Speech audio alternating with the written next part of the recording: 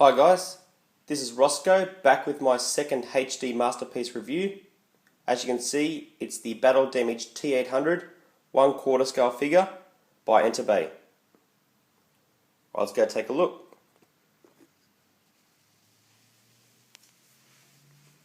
Alright, we'll first take a look at the packaging, which with all HD Masterpiece packages, it's absolutely massive.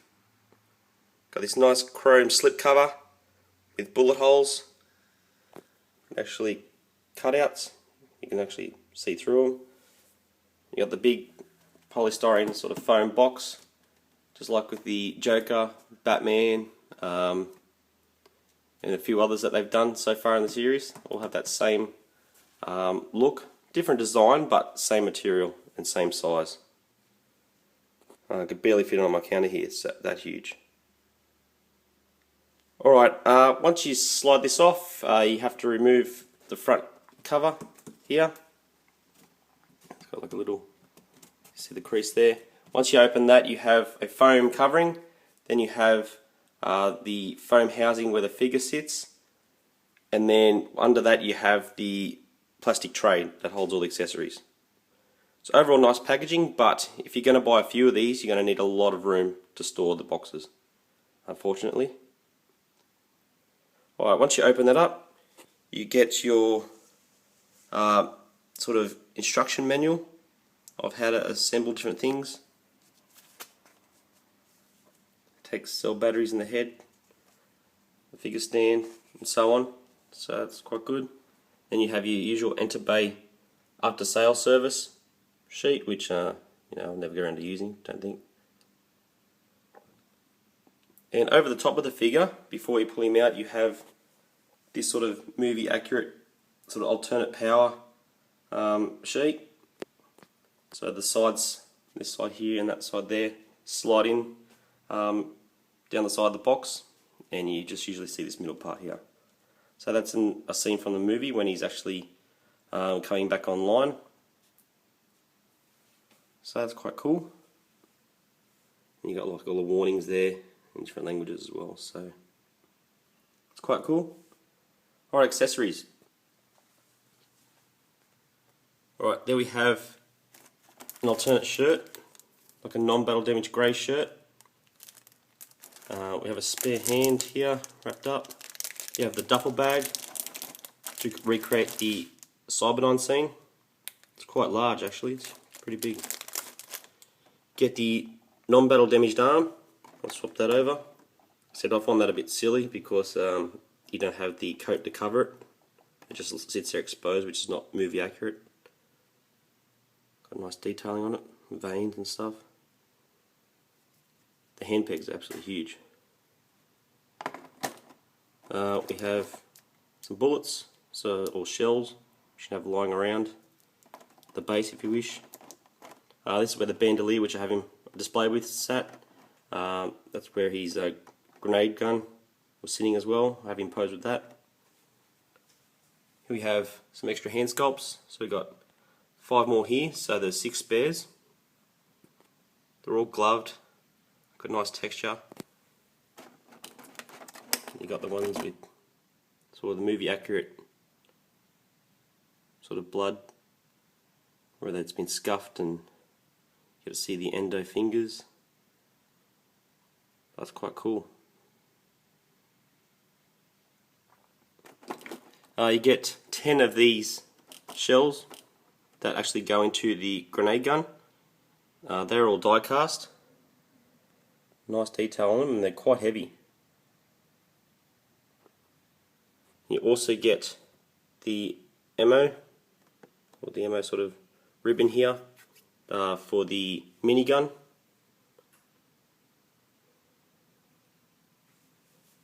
And here we have one of the nicest accessories I've ever seen, the 1/4 scale minigun. Got die cast parts, plastic, rubber, all the labels like in the film, like it should have. The barrel actually rotates, you got the rust on it still, as it was sitting underground in storage for quite some time in the film, so they've reproduced that really nice and got a lot of weight to it.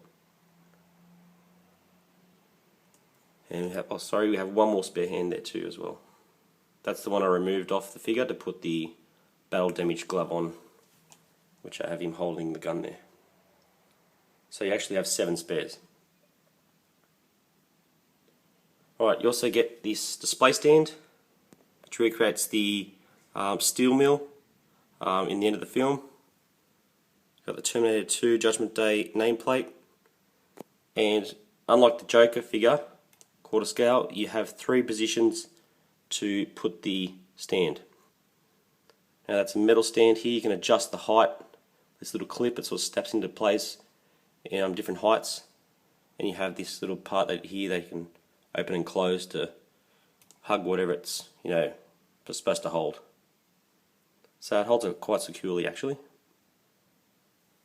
Right, so pretty much this is one of the most awesome figures I've ever seen, hands down. To me, this is going to be figure of the year. But before I get to it, the only letdown for me is the accessories. Now, I didn't buy the first version, the non-battle damaged. I didn't really like the likeness too much, so wasn't going to pick it up. But the majority of the accessories for this figure are to go towards the first version, which I think is a little wrong. We go our way to spend all this money to buy this guy. Now I would like to see an alternate, battle damaged head or the pole he uses in the film. An extra automatic gun which he has. But stuff like that. But instead, we have got some cool accessories, but they're not meant for this figure. They're not movie accurate for this look. So, they've looked after the people that have bought the first version, and actually haven't looked after the people that's bought this version. So most of these accessories, as cool as the minigun is, as awesome as it is, the only really thing I'm going to use is the bandolier, the gun, and the shells. The undamaged shirt, the duffel bag, the spare arm, that's all useless to me. That's just the only nitpick about this figure.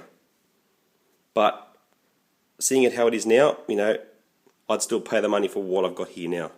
For me, I think this is figure of the year so far. It's absolutely amazing. That head sculpt is one of the best, most realistic sort of head sculpts I've ever seen. As I said with my Joker review, this figure seems to put my Hot Toys figures to shame. It just makes them look like toys compared to this. This looks like an actual movie replica, not a collectible. As you can see, they've sort of recreated the Stan Winston makeup art.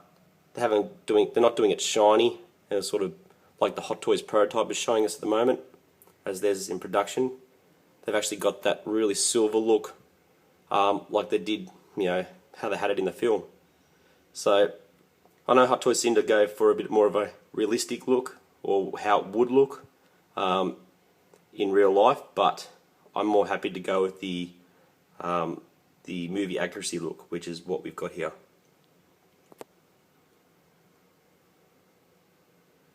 It's absolutely amazing. I don't think you'll ever see a better Arnold sculpt than this. I have not seen a better sculpt anywhere than this. All the little scratches, the bullet wounds, face has just been smashed off. The ear as well, it's missing a piece. Just even the blood, you got that translucent blood, which you don't see on many figures. And then you got the darker parts there, the bullet holes there. Hair's done really nice. Got the back section there, just been broken off, and you also press that. I got that right. I got it. No, I didn't. It's a little difficult to find the actual spot to turn it on, but there you go. There's the light up feature for the eye. Can't get more movie accurate than that, guys. If you're a Terminator fan, you're going to want this. It's the best, in my opinion, the best Terminator 2 figure that's ever been made. As you can see, it just went off and only lasted about 20 seconds. Some people are a little bit annoyed at that, but you know, you just want to show people or have a quick look anyway. It's good that it turns off. You don't have to worry about, you know, you left it on and run the battery out. So I suppose that's a good thing. You got the battle damaged bandolier, all the little bullet holes taken out of it, all weathered. Everything looks rusty, which is really nice. The coat just looks completely battered and bruised. Got the sort of chest plate here with all the blood, all the fleshy parts here. Looks quite gross, which is awesome. Feels like a, not sure if it's real leather. Feels pretty nice though. Here's those you know, shells again, die cast. All the zippers are there. Belt buckle, looks like real leather. Look at the grain on that, looks really nice. Got the belt, hangs down loosely. Just how it's been weathered all over the whole suit is really nice, or the whole outfit. Got the exposed knee like he has in the film. It's like every little attention to detail has been picked up by Enterbay. The shoes, they just look like they've been worn for a long time and worn in. Here we have the back.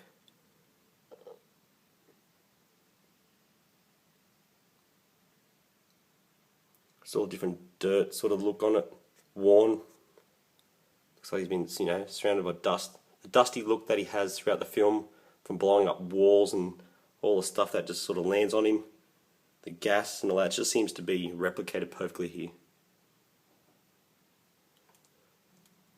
Torn shoulder. This is an amazing figure. There's the busted arm. You've got metal parts here. You've also got these plastic loose cables. I haven't seen anything like this, guys. This is amazing.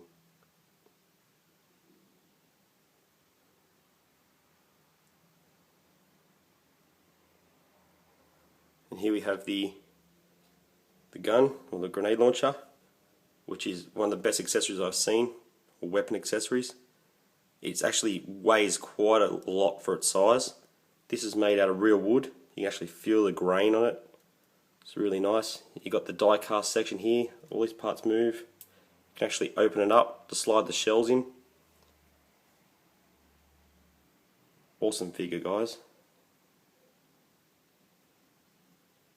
If you're a die-hard Terminator 2 fan, and you're looking for one collectible out of everything that's ever been made for Terminator 2, this is it, in my opinion.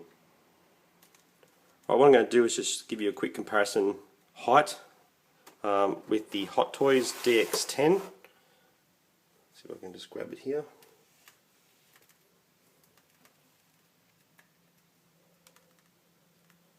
Sort of running out of space here because he's so big. Sorry, guys.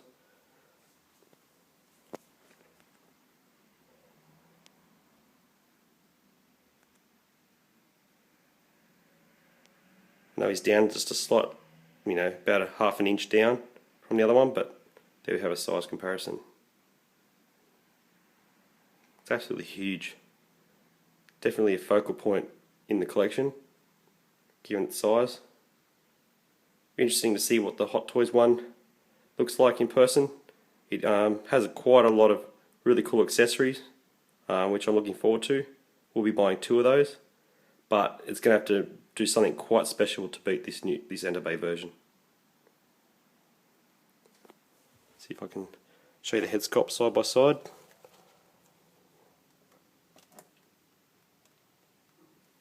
So you just look at that there, and you look at that there. Now to me that's Arnie, more than that. This is still good, but this just looks like a scene from the film. Hands down. Every picture you take of this just looks like a still from the movie. Alright guys, I'll leave you here with that. Hope you've enjoyed this review of the Battle Damage T800 quarter scale. If you haven't got him, go get him as soon as you can, guys. Bye for now.